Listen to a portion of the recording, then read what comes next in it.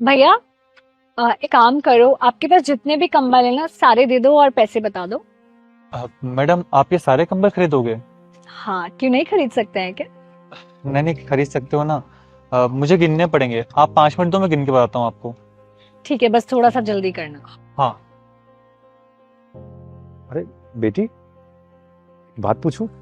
हाँ जी अंकल, पूछिए। ये इतने सारे कंबल खरीद रही हो, क्या करोगी इतने कंबलों का?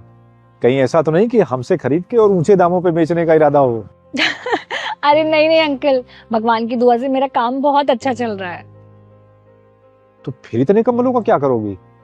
वो अंकल, मुझे अपनी हर महीने की इनकम में से थोड़ा सा हिस्सा किसी को देना होता है, तो बस इसीलिए। पर बेटी, इनकम का हिस्सा और दान, कंबल, मैं कुछ समझा नहीं। अंकल, पूरे महीने की कमाई में से कुछ हिस्सा मैं मंदिर में चढ़ाती थी भगवान को।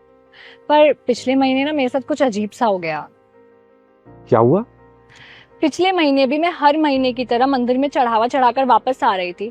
तभी मुझे एक भिखारी मिला। उसने बोला कि मैडम बहुत भूख लगी है, कुछ खाने को चाहिए। तो मैंने उसे 100 रुपए दे दिए और मैं घर आ गई। और उसी रात मुझे सपना आया और सपने में भगवान जी आए। और उन्होंने मुझसे कहा कि बेटा, इस महीने का हिस्सा पूरे 100 रुपए मुझे मिल गए हैं। उसके बाद मुझे कुछ समझ नहीं आया। मैंने बहुत सोचा कि इतने महीनों से मैं भगवान जी का हिस्सा चढ़ाकर आती हूँ, आज तक वो मुझे कभी सपने में नहीं दिखे।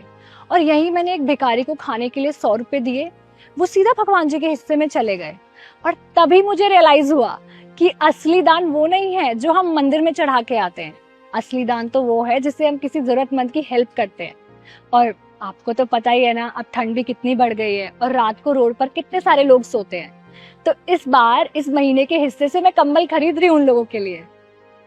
बेटी, आप जैसे लोग ना दुनिया में बहुत कम हैं। और फिर ये बात भी सच है कि भगवान को हमारे चढ़ावे की कोई जरूरत नहीं। और फिर हम होते कौन है भगवान को कुछ देने वाले? उल्टा हमारे पास जो कुछ है सब खुद ही उन्हीं का दिया हुआ है। और भगवान को इसीलिए दीन दयाल भी कहा जाता है।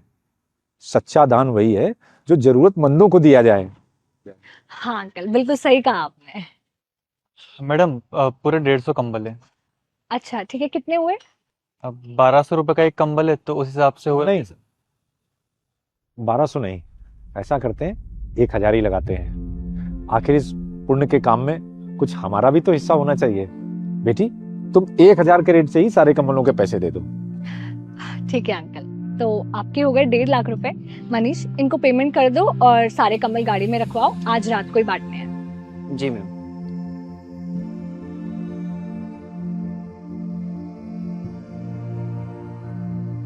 ये लीजिए अंकल जी, 1.5 लाख रुपए।